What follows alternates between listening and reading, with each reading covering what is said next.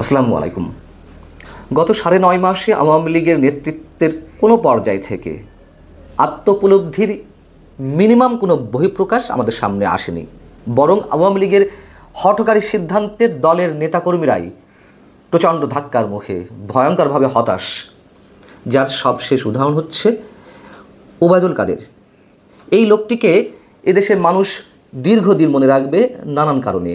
তার অতিকথন, তার ভাড়ামিপূর্ণ আচরণ। আওয়ামী লীগের মতন একটা প্রাচীন দলের যিনি তিনবারের সাধারণ সম্পাদক, এই ব্যক্তির কী এমন যোগ্যতা ছিল তিনবারের জন্য সাধারণ সম্পাদক হওয়ার? একমাত্র যোগ্যতা তৈলমর্দন, এবং শেখ হাসিনা সেটি পছন্দ করতেন। এটি অনেকের কাছে অপ্রিয় লাগতে পারে, বাস্তবতা হচ্ছে সেটাই।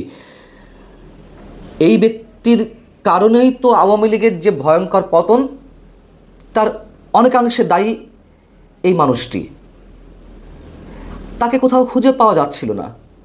আওয়ামী লীগ সরকারের পতনের 2 দিন আগে থেকেই তো তিনি গায়েব হয়ে গেলেন, এবং তিনি যে একটা উত্তেজনাপূর্ণ মন্তব্য করলেন, আপত্তিজনক, যে ছাত্রলীগই যথেষ্ট কোটা বিরোধী আন্দোলন বা বৈষম্য বিরোধী আন্দোলন দমনের জন্য। যখন তিনি তুমুল সমালোচনার মুখে পড়লেন, তখন থেকে তো তিনি গায়েব। সেই ব্যক্তিকে আবার কেন আওয়ামী লীগের নেতৃত্বে আনা হলো? আপনারা নিশ্চয় অনেকে খেয়াল করেছেন, আওয়ামী লীগের অফিসিয়াল যে ফেসবুক পেজ, সেই পেজে তাকে সাধারণ সম্পাদক হিসেবে উল্লেখ করে তার নামে একটি বিবৃতি এসেছে। অনেকেই আচমকা এটি গ্রহণ করতে পারলেন না। অনেকেই অবাক হয়ে গেলেন, বিস্মিত হলেন। যেই ওবায়দুল কাদের কোটা বিরোধী বা বৈষম্য বিরোধী আন্দোলন দমনের জন্য সাবেক ছাত্রলীগের নেতাকর্মীদের সমন্বয়ে একটি বৈঠক ডাকলেন, সেই বৈঠকে তিনি তোপের মুখে পড়লেন। তার কারণ, দলটাকে তো একেবারে শেষ পর্যায়ে নিয়ে গিয়েছিলেন এবং শেষ করেছেন। আওয়ামী লীগের অসংখ্য ত্যাগী নেতা কর্মী তার কারণে বঞ্চিত হয়েছিলেন। সেই ওবায়দুল কাদের যখন তোপের মুখে পড়লেন, তখন বৈঠকটি হলো না, এবং এই ব্যক্তিকে 5 আগস্টের পর থেকে কোথাও খুঁজে পাওয়া যাচ্ছিল না। মাত্র কদিন আগে সম্ভবত ভারতের একটি হসপিটালের সামনে তার একটি ছবি কেউ একজন তুলেছে, সেটি প্রকাশ হলো, এবং মনে করা হচ্ছিল যে আওয়ামী লীগ রিফাইন্ড হয়ে আসবে, আওয়ামী লীগ যাদের ভালো ইমেজ রয়েছে তাদেরকে সামনে নিয়ে আসবে। অথচ আমরা অবাক বিস্ময় লক্ষ্য করলাম, তার নামে একটি বিবৃতি এলো। শোনা যাচ্ছিল যে শেখ হাসিনা, তার সাথে তো কেউ যোগাযোগ করতেই পারছে না, এমনকি তিনি যেভাবে হোক এই মেসেজটি পৌঁছে দেওয়ার চেষ্টা করেছেন যে ওবায়দুল কাদের যেন কোনোভাবে তার সঙ্গে দেখা করার সুযোগ না পান। এমনকি এও শোনা যাচ্ছিল যে আওয়ামী লীগের মধ্যে যারা বিতর্কিত, যারা চরম দুর্নীতিবাজ, লুটেরা, গুম খুনের সঙ্গে জড়িত, সেই ব্যক্তিদের তালিকা করা হচ্ছে, এবং শেখ পরিবারের যারা নিজেদেরকে রাজন্য ব্যক্তি মনে করতেন, অঢেল ক্ষমতার অধিকারী ছিলেন, তাদেরকে সহ আর অন্যান্যদের নিয়ে যারা দুর্নীতিবাজ বা তুমুল বিতর্কিত, তাদের একটা তালিকা করা হচ্ছে, এদেরকে বাদ দেওয়া হবে। নানানভাবে শোনা যাচ্ছিল। বাদ দেওয়া তো দূরের কথা, ওবায়দুল কাদের মতন চরম বিতর্কিত ব্যক্তিকে আনতে হবে দলের বিবৃতি দেওয়ার জন্য। ওবায়দুল কাদের গত 23 মে একটি বিবৃতি দিয়েছেন।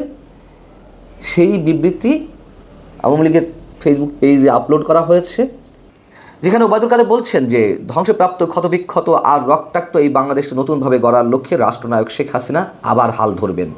আওয়ামী লীগ ইতিহাস সৃষ্টিকারী দল ফিনিক্স পাখির মতো ছাই ভস্ম থেকে বারবার জন্ম নেয়। আওয়ামী লীগ প্রাচীন দল, অনেকবার বাধার মুখে পড়েছে, অনেকবার আবার জেগে উঠেছে, সব ঠিক আছে। কিন্তু সবশেষ আওয়ামী লীগের নেতৃত্বে যারা ছিলেন, ওবায়দুল কাদের মতন যারা, তারা নেতৃত্বে থাকলে আর ফিনিক্স পাখির মতন বারবার জেগে ওঠা লাগবে না। আওয়ামী লীগের যে কবর রচনা হওয়ার, তা ওইভাবেই থাকবে। এটাই বাস্তবতা। ওবায়দুল কাদেরকে কতটা ঘৃণার সঙ্গে আওয়ামী লীগের নেতাকর্মীরা প্রত্যাখ্যান করছেন, তা তার ওই বিবৃতি বা ফেসবুক পেজে যেটি আপলোড করা হয়েছে তার কমেন্টে একটু চোখ বুলালেই দেখতে পারবেন যে আওয়ামী লীগের নেতাকর্মীরা কী বলছেন। সেখানে কেউ কমেন্ট করছেন, কাদিরা কোথায়, তারা দেশে পাঠান, ওনার মতো লোক দিয়ে আর আওয়ামী লীগকে ধ্বংস করবেন না। ও একটা মলম বিক্রেতা, সারা বছর চিল্লাইছে খেলা হবে খেলা হবে, যেই খেলা শুরু হয়েছে তখন ও পালাই গেছে। আরেকজন লিখছেন, ওনাকে এত বিবৃতি দিয়ে বিভিন্ন স্টাইলে হাফ লেডিস মার্কার ছবি তুলে বেশি বেশি করে আপলোড দিতে বলুন, ব্যঙ্গ করে বলছেন।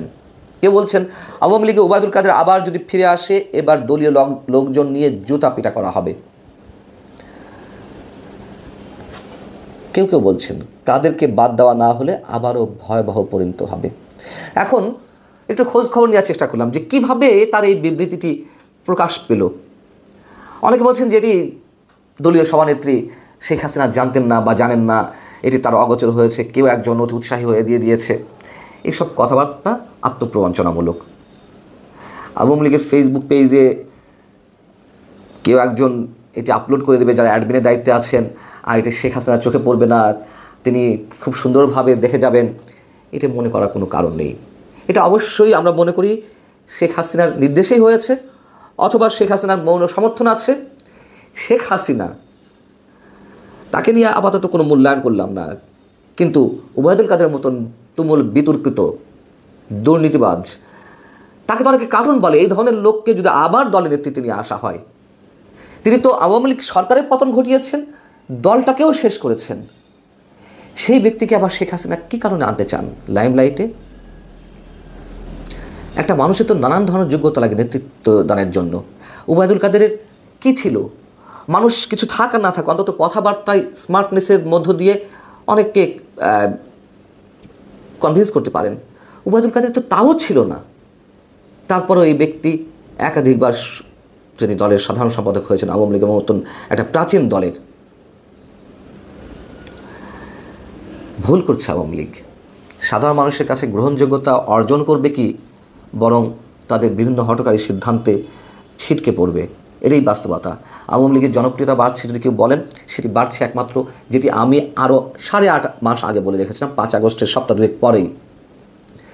বৈষম্যবিরোধী ছাত্র আন্দোলনের নেতাকর্মীরা যেসব অপকর্ম করছে, বা বিএনপির এখনকার যে চাঁদাবাজি, সেই জায়গা থেকে আওয়ামী লীগের প্রতি মানুষের সফট কর্নারের জায়গাটি বাড়ছে। এছাড়া আওয়ামী লীগ এই মুহূর্তে এমন কোনো ধরনের কাজ করেনি যাতে তার জনপ্রিয়তা বাড়বে। ভালো থাকুন সবাই।